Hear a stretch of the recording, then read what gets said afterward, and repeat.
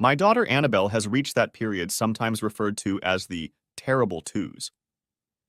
If you are a parent or have been one, you know how challenging yet wonderful a time this is. Annabelle discovered speech and started walking. You run after a little wobbly person who can seemingly move across the ground at the speed of light. Behind a person who has an amazing vocabulary but uses the word no to the exclusion of all others. It was Saturday night, and I was bathing my daughter with the help of Mr. Bubble. It had been a long day. Weekends in our house were largely daddy time. Like daddy, I got up early with Annabelle. Swing, she said to start the day.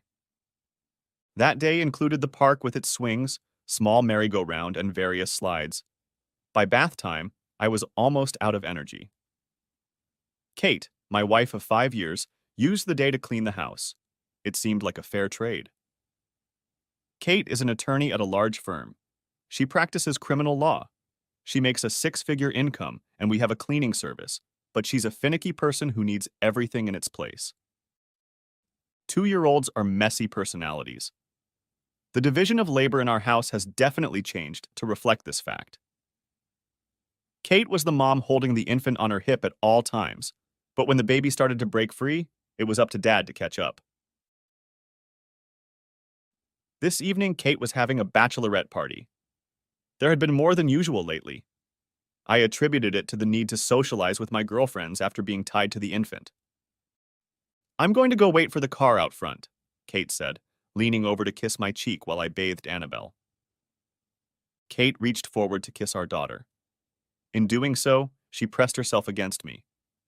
I caught the scent of her perfume. It was such a small thing. She had a dozen perfumes. I never paid attention to them, but this one was different from the others. She had never used this scent before. I knew that because I recognized it immediately. My mother died when I was 5 years old. A car accident took her life on a cold winter night. When she kissed me goodbye, she was wearing Chanel No. 5 fragrance. It was a memory of a fragrance, a strong and unmistakable recognition. I didn't know Kate had that perfume, and I knew she had never used it before. I froze, and in the same instant I looked at her closely. She was wearing what I think women call a car coat. It was a light coat, more like a trench coat.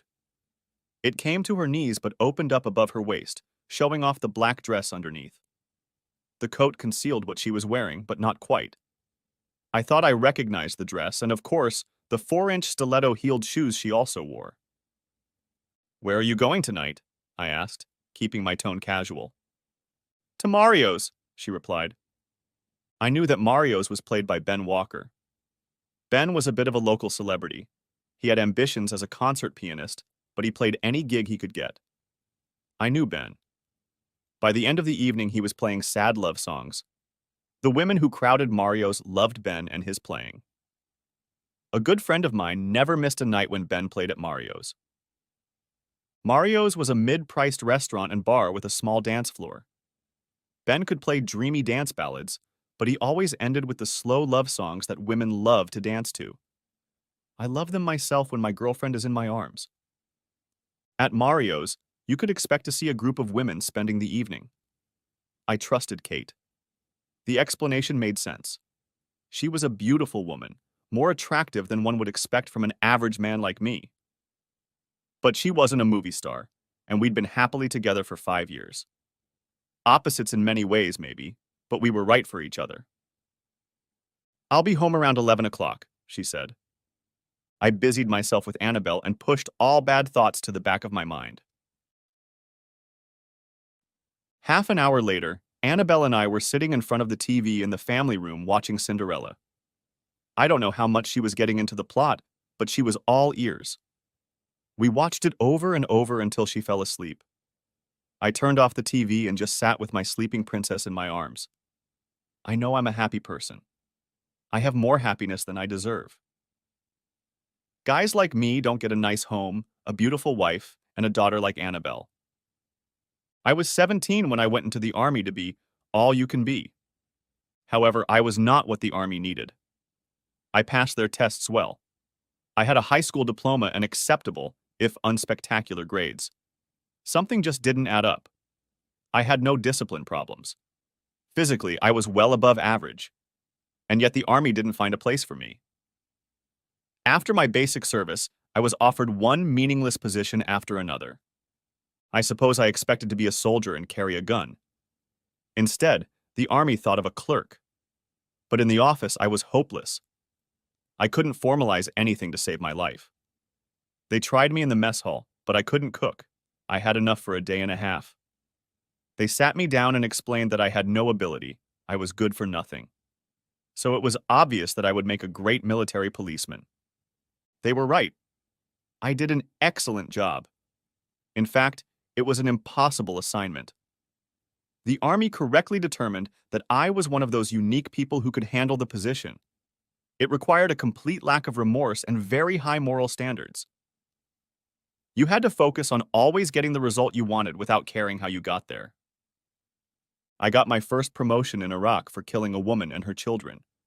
A car was trying to crash into a roadblock. The woman was driving, and I saw that there were children in the car. The fact that it was a woman driving was just the final clue. I knew it was wrong as soon as I saw her. I watched her get in line and waited. When the driver made her move, I made mine. 60 armor-piercing rounds did the trick, but it didn't compare to what her 10 pounds of TATP could do. My career has taken off, but I don't believe the commanding general approved of me. I know the general did not approve. He made that clear to me when he called me one day with a problem. "Listen, you waif, I know all about your shit, but I've got a problem here, so solve it," he said. He did have a problem. A young female enlisted man had been raped. The 3 rapists were officers, all West Point graduates. The good general made a huge scandal of himself. Situations like this can make people lose command. It's not really the commander's fault, but that doesn't seem to matter. A good commander knows to utilize the resources you have at your disposal. 3 mangled assholes from West Point later, along with a satisfied private, I was at the peak of my Army career. I called the general to report. "What are we going to call it?" he asked. We debated whether it was friendly fire or an accidental discharge. "You don't know?" "Well, my secretary is leaning toward it being an accidental discharge caused by combat stress." "Is the woman satisfied?" he asked. "Exceptionally," I said. "So what do I owe you?" the general inquired. "Well, I need an honorable discharge for my man." "Are you nuts? You want a junkie who shot 3 officers to have HD?" "Combat stress. I have a medical certificate in front of me," I said. I didn't mention that I had cleared this doctor of a DUI charge the week before. I also didn't say that my man was using heroin, not MJ. "Okay, send it over, but are you sure about the girl?" he asked. "The girl may be done with her tour. She has help. As they say, the Army is strong." This seemed to anger the general. "You may be useful, but you're still a son of a bitch," he said. "I never said otherwise, but of course feel free to call again." "My door is always open," I said as he hung up. I worked in security for 10 years before I left that job. Then I used my veterans benefits and got a 2-year certificate in public safety. I went to work for the railroad as a security supervisor. One night we apprehended some guys trying to unload plasma TVs from container cars in the rail yard. I was called to testify at their trial. That's how I met Kate. She was an assistant district attorney at the time. 2 years later, we were married. And a few years later, we became parents. I tucked Annabelle into bed and then went to our bedroom. It was a modest 3-bedroom house that we had bought when we were first married. Money was a problem for us in those early years. Kate had a bunch of student loans to pay off. I started looking for perfume, and it ended up on the dresser. There were a dozen bottles of perfume there, but this one was new. The closet in the bedroom is big, but even in it, Kate's entire closet barely fit. It was well organized, and I started looking through it. I knew which black dress I wanted. She never threw out things that were still wearable. A certain black dress she hadn't worn since we'd been dating. It was very chic, expensive, and short. It was her black dress that matched the heeled shoes she wore today. The dress was not in her closet. She wasn't wearing earrings when she was in the bathroom, but she always wore her diamond studs with this dress. I checked the jewelry box. There were no studs. My wife supposedly went out with the girls, but dressed for seduction. It took me less than 20 minutes to find her. I never left the house. I had a regular cell phone provided by my employer, but she had an iPhone. I didn't want to spend the money to replace the phone if I lost it, so I installed the Find My iPhone program on her phone. Now I opened my laptop and quickly found her phone. She wasn't at Mario's, but at a completely different restaurant. Vincenti's is a very expensive restaurant, too rich for our budget. Maybe my wife could afford it, but not me. After doing a little searching on Street Views, I saw the front door of Vincenti's on my computer. It was not yet 8 o'clock in the evening, but I am a patient man. Just after 9 p.m., my wife showed up. I recognized the man immediately. Judge Leonard Simple, a recently appointed federal judge. I had met him a few years ago at a 4th of July picnic of the County Republican Party when he was still the district attorney. He was a good dozen years older than me, and he was 15 on Kate. But here she was, big as life, kissing him as they left the restaurant. The first time I met him, I immediately disliked Simple. He was nothing more than a run-of-the-mill politician. Women might find him handsome, even handsome, but he had devious eyes and a commanding demeanor. In addition, he gave off an aura that to another man said, arrogant and weak. I didn't like the way he looked at my wife, and I told her so. Kate laughed it off. Kate didn't get home by 11 p.m. It was 12:30 when I saw her get out of his Mercedes from the third bedroom window. We live in an old 1970s neighborhood with smaller houses built around a cul-de-sac. They parked so she could come in the back door. I was expecting this. My wife is a cautious and meticulous woman. She expected me to be asleep, but prepared for the other option as well. What she didn't expect was for her clueless husband to figure her out. And I was lying in bed pretending to be asleep when she entered our bedroom. She immediately made her way to the jewelry box. She noticed the diamond studs first, and then walked to the closet. Enlarging the closet was the only remodeling we'd done to the house. She must have changed her clothes in the closet because she came out of there in an old terry cloth robe. Then walked out of the bedroom and headed down the hall to the bathroom. I heard the shower turn on. As I left the bedroom, I went to the bathroom door and turned the knob, but my always prudent wife had locked the door. I didn't want to catch her washing off the evidence that night, so I went back to bed. When she eventually came in, she carefully lifted the covers and climbed into bed, snuggled up against me, and I heard her say in a low voice, "I love you." There would be payback, but not tonight. Next chapter. FBI Special Agent Thomas McPierce was a seasoned veteran. Divorced from his wife of 18 years, and with 2 children, he was nearing retirement. His seniority allowed him a quiet position, but burdened him with a junior agent partner, Sheila Marks. Together, they crossed the police line, showing their identification. Sheila smiled, sensing the respectful look the FBI credentials elicited from her. "Don't smile, Agent. After all, the man is dead," McPierce said. Sheila assumed her combat look. She was a tall, athletically built woman. She didn't draw attention to herself, but she was smart and had military experience. She had passed Quantico with flying colors and received many accolades. But as a field agent? McPierce felt that with her size and military dressing, she would be better utilized in an extraction team. She looked appropriate with her short haircut. After determining who was in charge, the agents headed toward the tall 40-year-old woman. Connie Baker was the lieutenant of detectives. Her team was scattered around the neighborhood, but she was in charge of the coroner's staff's efforts to retrieve the body. "I've been expecting you," she said when she saw the agents approaching. "How are you doing, Connie?" said Tom. "Good, and you?" "Never better. This is my new partner, Sheila Marks," Tom said, and then with a wave of his hand added, "Lieutenant Connie Baker." "Nice to meet you," Sheila said. "You too," Connie said to Sheila before turning to McPierce. "Sorry to hear about your marriage." She wasn't sorry, but that was the sort of thing that was supposed to be said. Personally, Connie thought the former Mrs. McPierce was a horse's ass. Leaving a man like Tom was the last thing Connie would ever do. "So what do we have here?" asked Tom. "One dead federal judge," said Connie. "Looks like a robbery." But 2 hours later, the but was still there.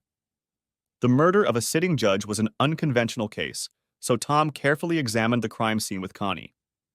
She, too, was a good and reliable investigator. The FBI had no reason to interfere with her investigation in any way, so Tom steered his investigation in a different direction. Judge Simple was the district attorney, and as a lawyer had a reputation as a stern guardian of law and order. Perhaps someone was hungry for payback, or the crime could be connected to some unfinished business. Tom agreed to share the effort with Connie. He and Sheila would look into options unrelated to the robbery. The FBI labs would handle the evidence, and Connie and the local authorities would check out the robbery version.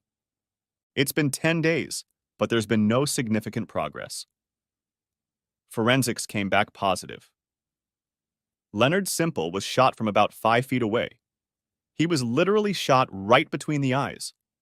There was only one bullet, and it was fired from a Walter PK.038.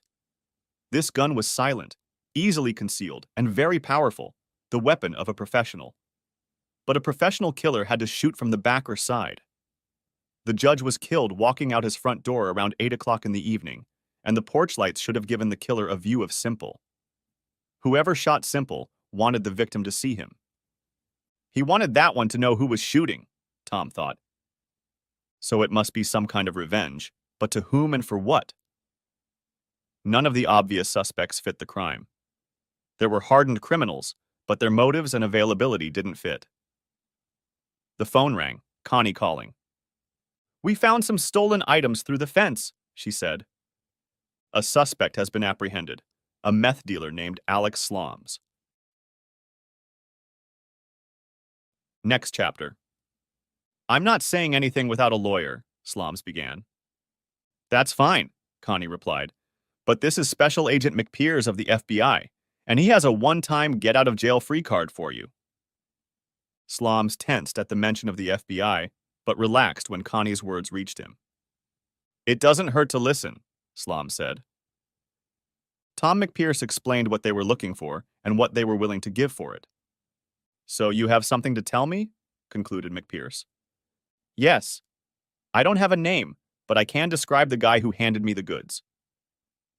A few hours later, the district attorney and the lawyer from Legal Aid sealed the deal, and Alex Sloms worked with the sketch artist. The drawing had good detail and was completely useless. Connie and Tom realized this as soon as they saw it. Another hour of questioning Sloms and they were convinced. "It's something else," Tom said. "You could say that," Connie replied, looking at the picture of an apparent drug addict with years of experience. It was exactly what one would expect, and therefore clearly a false trail.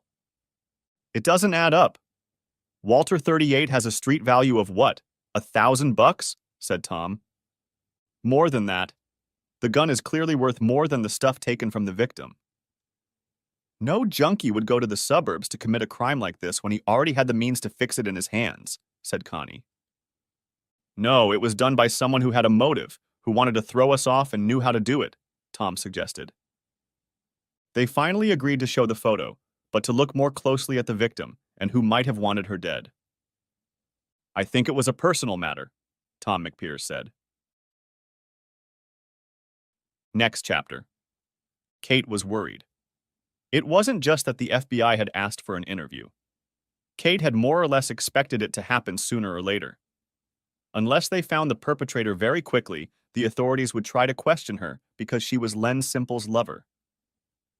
The affair was long-standing, and after the birth of their daughter, it became quite intense.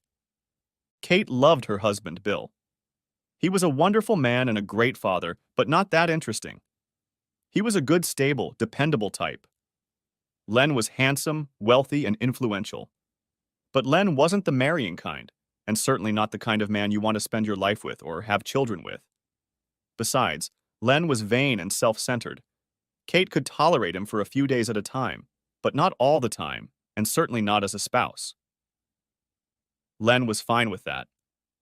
All he needed from a woman was entertainment and a few hours of company once or twice a week.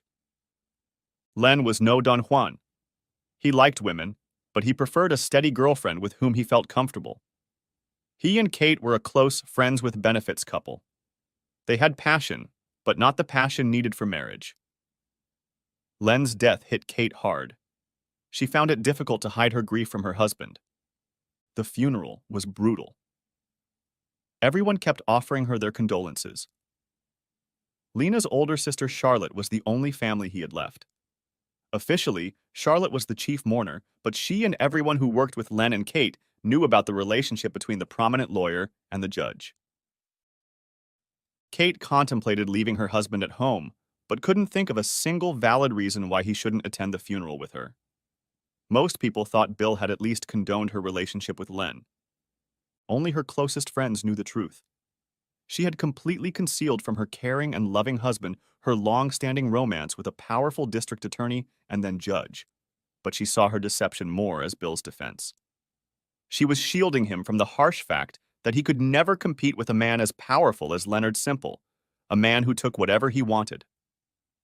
If it had been up to Len, poor Bill would have been in a triangular situation, but Kate insisted on one condition. Bill was not to know anything. The funeral strained at this ruse as people continued to express their sympathy for her. Even someone as gullible as Bill could see that there was more than just a professional relationship between them. For a week after the funeral, there was nothing between the couple, though otherwise Bill was as warm and loving as ever. Just 3 days before, her husband had taken her to bed. Such behavior was rather odd for her spouse. Kate hoped that even if Bill did suspect her, he had decided to put everything he and Len had as a couple behind them. But did what he didn't know matter? The FBI interrogation was disturbing, and she felt she had to restrain their actions. It was important to keep the investigation away from Bill. She needed to preserve Bill's ignorance, or at least his ability to live in denial. She needed to give him the peace of mind he deserved and earned as her good and faithful husband. Next chapter. Special Agent McPeers was impressed. The law offices of Stanford, Price, Clark, and Morgan were large, luxurious, and obviously expensive. A request to speak to Mrs. Ford went unanswered. "How about Catherine Morgan?" said Sheila, Agent Marks. "Oh, Mrs. Morgan, I'll tell her you're here," said the secretary. Tom McPeers realized that his inexperienced partner had done her homework and was already jumping to conclusions.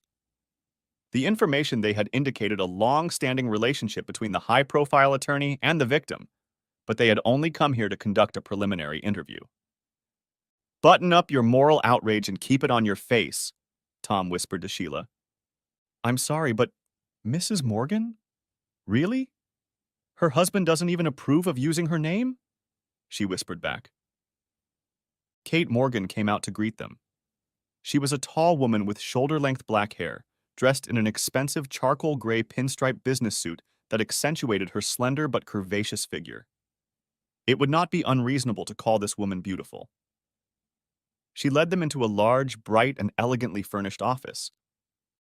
As they settled into cushioned chairs around a coffee table, Kate offered drinks and began to talk while they declined coffee and tea. "I assume you're here about Len's murder," Kate said. "Yes, we heard you were a close friend of Judge Simple," Tom replied. Kate smiled quietly and said, "Let's be honest. I was his mistress, and for quite a long time, just over 8 years."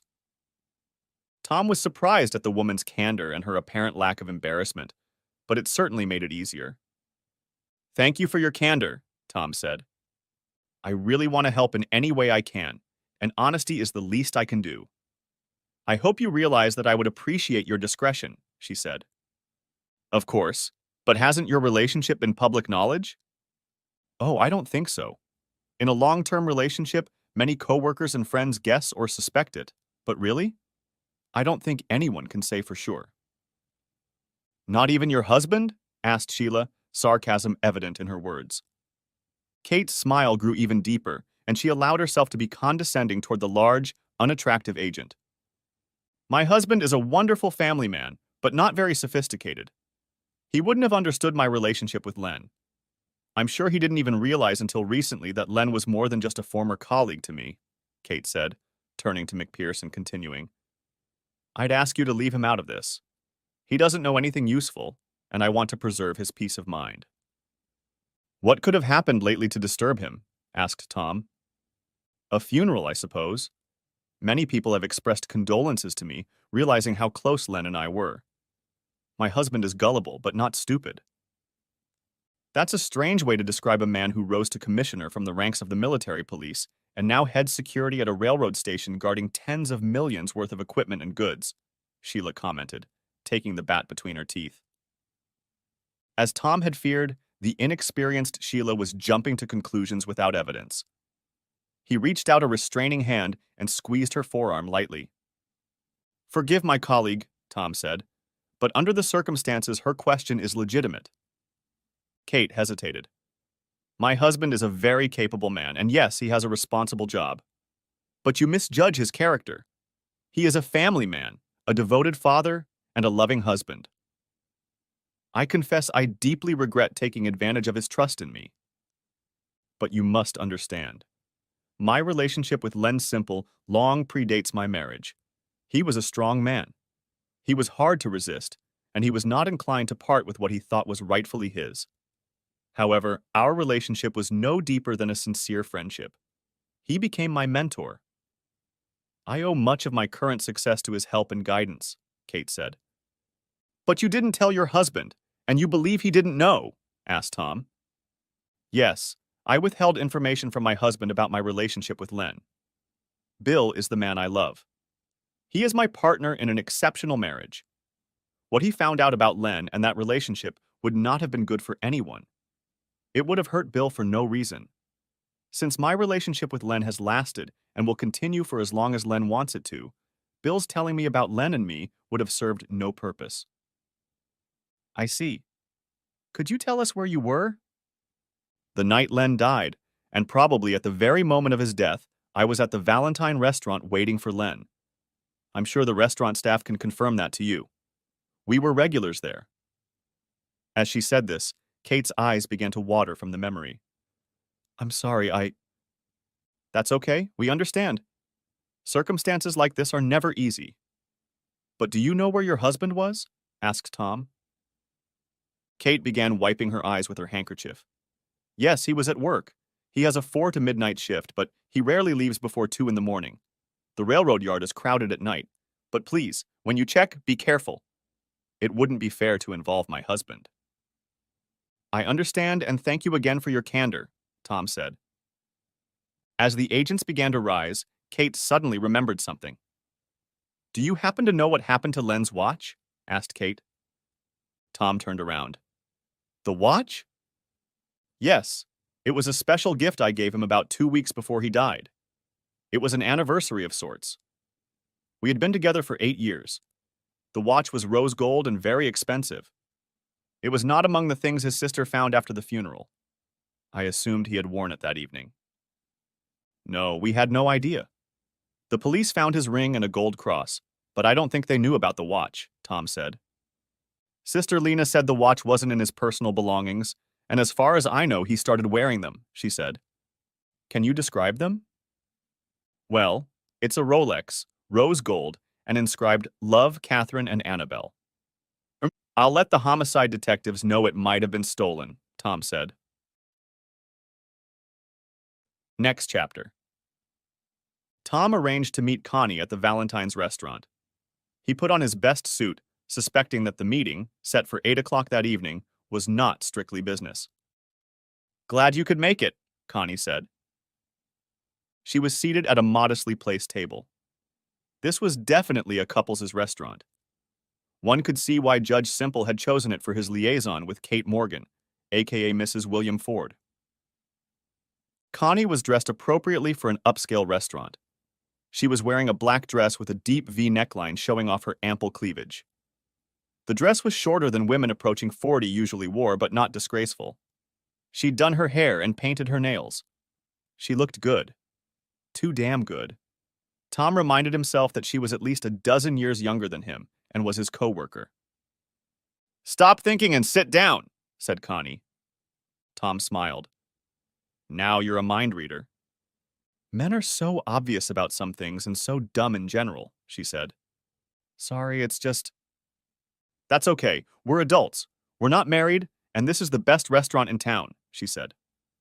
Okay, he said as the waitress approached. This is Tara, Connie said. Tell Agent McPierce what you told me. The waitress Tara was obviously a little nervous. Well, it's just that they were an odd couple. You didn't realize it at first. He was a large, handsome man and looked quite well off. I wasn't surprised when I heard people refer to him as a judge. She was stylish, very attractive, and much younger. Exactly the kind of woman a man like that should have. Except they didn't look like a couple that had any affection for each other. You'd think she was a paid escort, but she clearly wasn't, and she was actually some kind of professional, probably a lawyer, Tara said, as she finished her assessment of Judge Simple and Mrs. Morgan. When you say they weren't affectionate, what do you mean? Asked Tom. Just everybody. They never came in together. She waited on him, not the other way around. She never touched him first, and when he touched her, it was like possessiveness. When they left, he always hugged her as if she belonged to him. It seemed to make her nervous. She wore an engagement ring with a small diamond wedding band. He wore a ring, but it wasn't an engagement ring. She was obviously married, but not to him. Tom wondered, did you notice if he wore a watch? Tara smiled, warming to the topic. Yes, after she gave it to him. Right at this table, she handed him the box. It was the only time I've ever seen them really kiss. He was very pleased with her gift and the inscription. The inscription? Asked Connie. Yes, I remember, because it was rather odd. Something like, from Catherine and Annabelle, your loving ladies. I remember wondering who Annabelle was. I knew he called her Kate, or sometimes Kitten. When did she give him the watch? Asked Tom. Tara paused to think. Must have been over 3 weeks ago. I remember it was a Friday. She was dressed to the hilt, but much more lecherous than usual.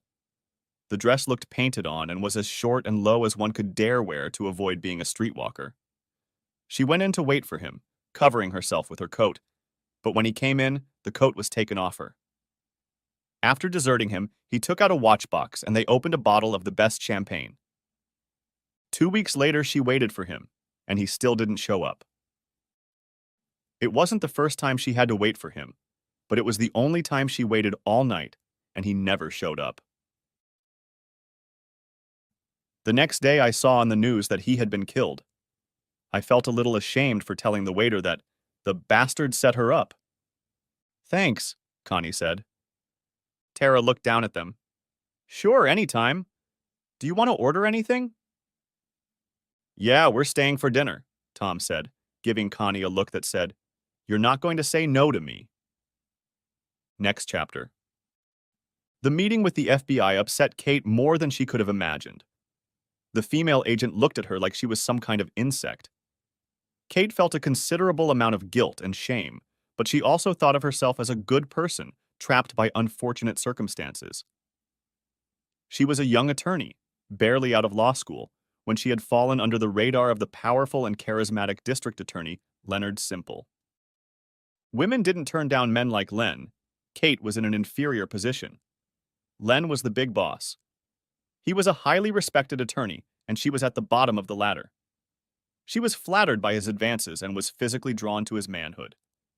She wasn't a virgin, but she wasn't a whore either. Though she'd tried to stay out of his bed when Len Simple had chosen her, she'd had no choice but to comply. At least, that's how it seemed to her. Kate hadn't expected their relationship to last long, but for 3 years now, they'd had an ongoing affair. It was never public, but most people in the office knew about it. She was given assignments to choose from and was treated well, but her relationship with her boss held her back. Bill Ford came along 2 years after her affair with Simple began. He satisfied her need for a steady boyfriend. He was part cover, part companion. Sleeping with her boss 2 or 3 times a week still accounted for many lonely nights. Hiding the affair from prying eyes meant she needed the occasional official date. Both she and Len had, as it turned out, other romantic interests. Their affair was a secret one, Neither of them considered it a permanent relationship. Len wasn't permanent, and Kate didn't want to become his wife. A mistress suited her just fine. She needed more from her husband than a man like Len could give. "We had an accident," she said. They lay in bed together between coitus. "What are you talking about?" asked Len. "I'm pregnant," she said. Len remained silent. His eyes said it was her problem to solve, not his. "I'm going to marry Bill.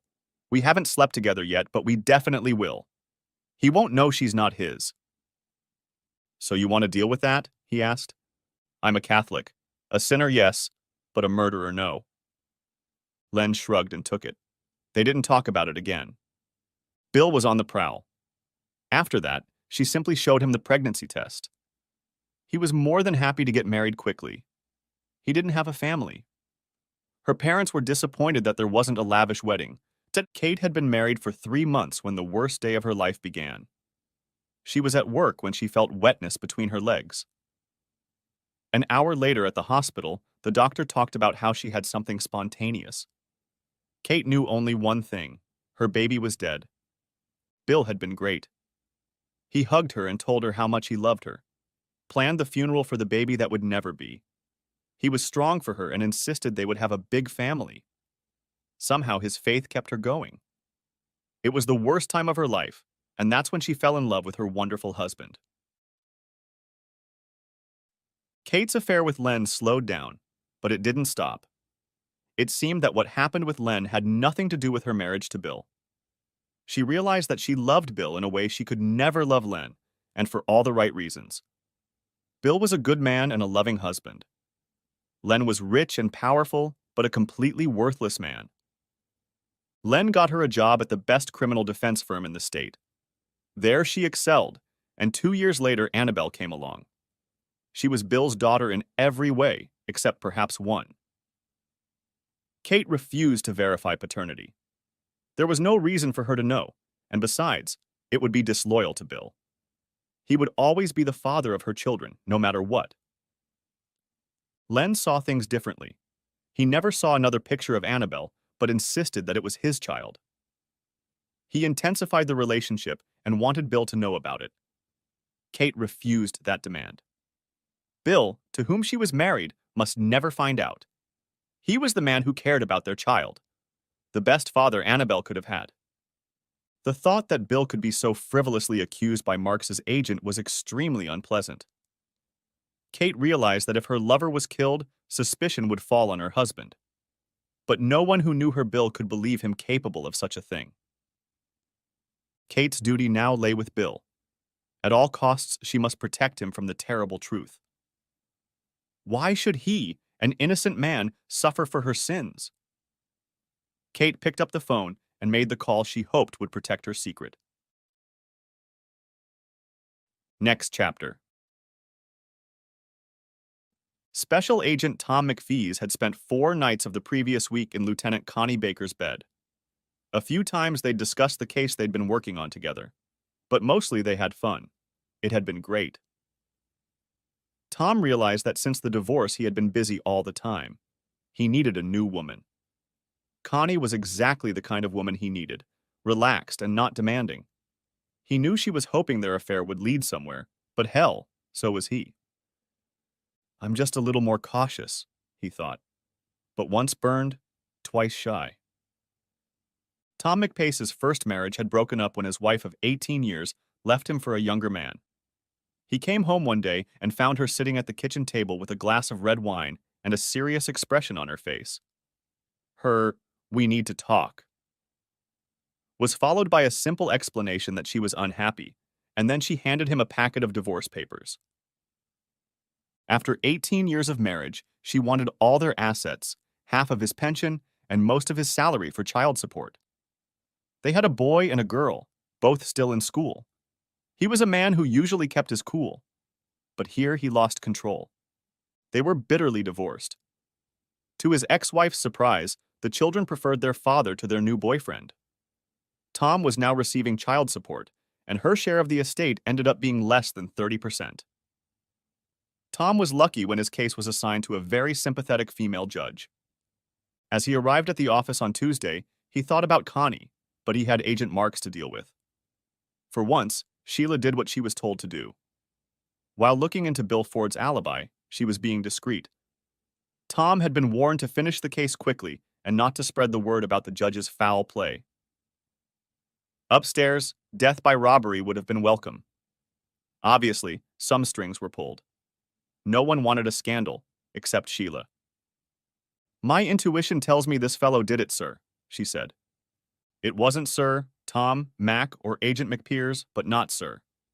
You're no longer in the military, Agent Marks," he said a little more sharply than he intended. "I'm sorry, C-Mac. It just fits so well. Former military policeman worked his way up from private to captain. Has a good rating on the range. He's certainly capable, and has the best motive. And it wouldn't hurt to have the scandal that broke out ruin Catherine Ford Morgan," thought Tom. Sheila immediately disliked the Morgan woman. Tom could not but approve of her. McPierce should have been critical of Kate Morgan, but he had long ago learned to separate personal feelings from work.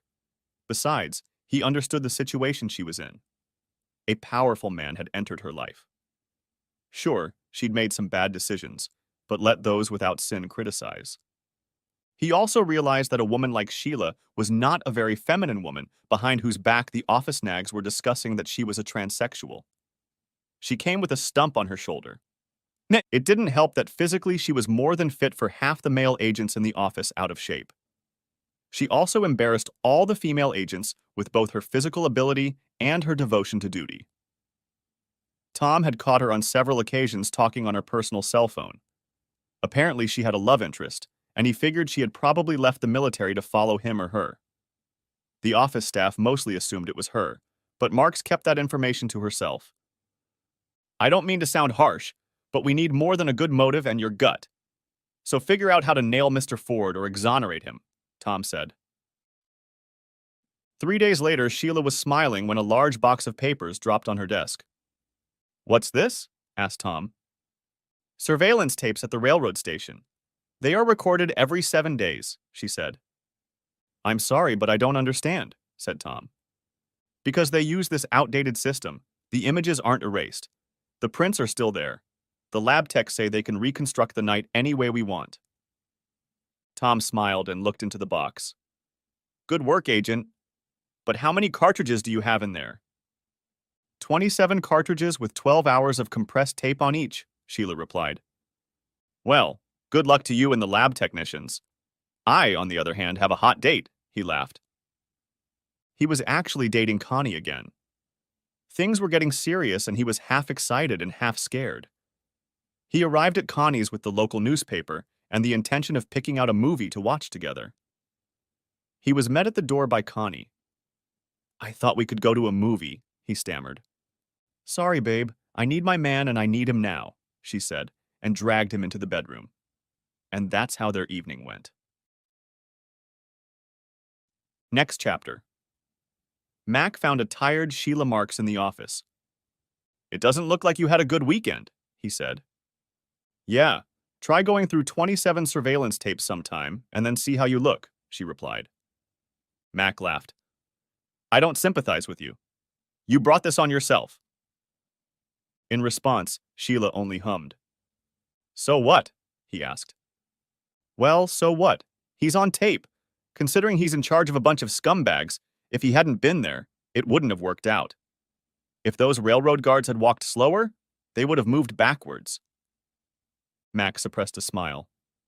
"So the husband didn't do it?" Sheila hummed in response. "Could have paid someone." "Yep." "Which undermines the premise that the judge knew the attacker, which is why we were looking for the husband in the first place." "So it's a botched robbery. I find that hard to believe," she said.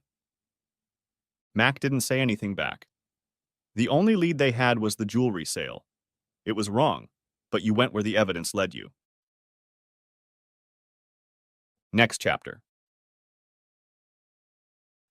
Agent Marks jumped out of the car in front of the Eldorado Hotel, located in a poor part of town. Agent McPherson was slower. After all, there was no hurry. Connie waited by the elevator while Sheila climbed the stairs. "Seriously, Mac, what drives your partner?" Connie asked. Oh, the usual, I guess, he replied, shrugging his shoulders. Sheila had looked almost depressed ever since she'd reviewed the tapes from the railroad station, as if packing them up to return to the railroad had been her personal failure. Do you think she's a lesbian? Maybe, but if she is, she doesn't play where she works. But honestly, I have no idea. I've never seen her even glance at a man or a woman. A bit unnatural, don't you think? She may be different, and yet she has no tolerance for women like Mrs. Ford, he said. Well, you mustn't discount jealousy. When you're a woman like Sheila Marks, it's hard to sympathize with a beauty like Kate Ford. Watching women like Mrs. Ford juggle men is hard on any woman, Connie said. And yet a man I know seems to have a thing for that promiscuous lady. I have good reasons. First, I'm older, and second, I'm a career woman, and I know how easy it is to get into trouble in the workplace. Oh, that sounds like experience. You bet, most women, regardless of their looks, have suffered unwanted attention from a man in a higher position. In Morgan's case, she became the object of a very powerful man's attention at a very vulnerable moment in her professional life. Once she was in his hands, she probably saw no way out. They continued to talk as they walked up the stairs, avoiding the foul odor and risk of the elevator. I feel sorry for Sheila. She seems to be a loner, Connie said. Well, she doesn't have many friends. I heard she has a few army buddies. It's claimed she listens to music with someone, but she doesn't talk about anyone. She keeps to herself, Max said. The room they entered smelled of death. The coroner was bagging a corpse. Sheila watched the body being removed, her face as impassive as ever. The forensics team was doing their job, but what Connie had called for was lying on a small table that had obviously been used for two purposes: eating and drug preparation. Two evidence bags, one containing an automatic Walther 38 and the other a gold Rolex watch. Mac picked up the bag containing the watch. He could make out the inscription inside. Love, Kate, and Annabelle, your ladies. Any guesses as to the cause of death? Asked Mac to Connie. Yeah, looks like natural causes. He's an Afghanistan veteran, Private Salvatore Marsh, came back with a serious drug problem. Somewhere he contracted HIV. He's been in and out of the hospital for the last few months. He was supposed to be in hospice now, but he's been discharged. I think he was self-medicating. We think either the disease or the drugs got to him, Connie said. Are you going to shut him down? Asked Mac. I don't see the point. He fits the evidence. I don't know why he decided to rob the judge, but he had a gun and stolen items. If anyone else was involved, we'll never know. So the bitch got off scot-free, Sheila said. Neither of them saw her come up behind them. Put an eye on it, Mac said, turning to Sheila Marks. I think there's been enough pain here, Connie said. It's time to let people move on. Sheila only shrugged her shoulders. Mac sensed that she was somehow sadder today. Whatever this woman carried inside her was stronger than usual. Next chapter. Mario's was pretty crowded for a Tuesday night, but then it was ladies' night. Ben Walker started playing love songs. With the slow music, most of the patrons took to the dance floor. The exception was a tall woman with short dark hair in the far corner of the bar. If you got close enough, you could see tears in the corners of her eyes. I hope they're not for me, Sheila, I said, taking a seat next to her at the bar. She turned away and replied, No.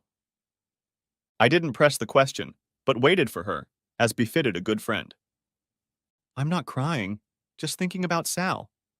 I thought he was cleansed, she said. Yeah, but not right away, I said. Well, I guess you're safe now, she said. Did the tapes work? Like a charm. No one even looked. I guess some people can beat the system. Oh, the system will win eventually, but not this time. The bartender brought the drinks I'd ordered, and I handed Sheila hers. Come on, I said. Let's drink to Salvatore Marsh, who maimed 3 officers and killed 1 judge. Not bad for a man whose hands shook too much to hold a gun. She smiled weakly, picked up my glass, and took a sip of her vodka martini. Here's to a good comrade, she said. Then, as if by the way, she added, You won't hurt her. I didn't need to ask who I was rooting for. She's Annabelle's mother. Besides, she makes a fortune. I think I'm entitled to it. The last sentence brought the first real smile. You know, when you're not around, I miss you, she said, turning to me and brushing away her tears. I might even love you if things were different. What? You mean you don't love me? I said, pulling her to me. You know what I mean, she said with her shy chuckle. Seriously, as I've said many times before, love is not a physical act. It's all the things we do for each other, I said, as I took a sip of her glass and drank my first martini of the evening. We drank until Ben lost his temper, and then I'd walk her home and put her to bed. In some ways, she was the strongest woman I'd ever known. She was capable of putting a full clip from an M4 carbine into the legs of those who wronged her. All three of them she put in wheelchairs for life. So they'd never do it again, she used to say. But when you knew her well, you realized there was a little hurt little girl underneath. She was my little girl, my friend and my comrade. We would always be together. I ordered 2 fresh drinks and, when they arrived, raised my glass to us. I said, Army strong. Army strong, she replied. Shall we dance? I asked. When she nodded, I led my lady to the dance floor. The end. Thanks for watching. I hope you enjoyed it. So subscribe to my channel and watch the next video.